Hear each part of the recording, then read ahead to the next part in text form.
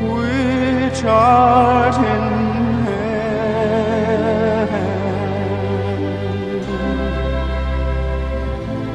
hallowed be thy name.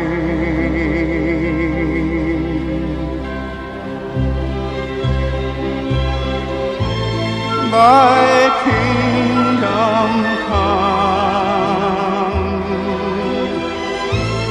thy will be done in earth as it is in heaven.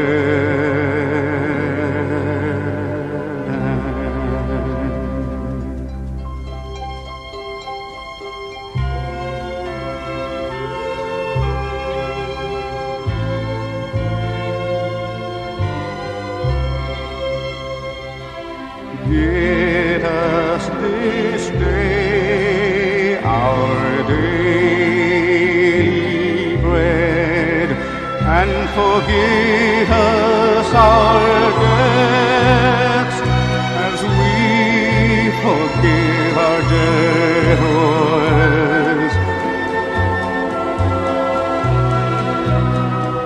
And lead us not into temptation, but deliver us from evil.